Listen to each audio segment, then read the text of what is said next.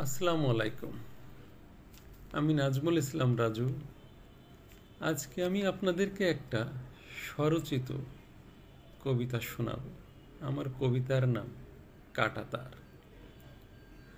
যত দূর যাই সুখ নাহি পাই, আবার আসছি ফিরে।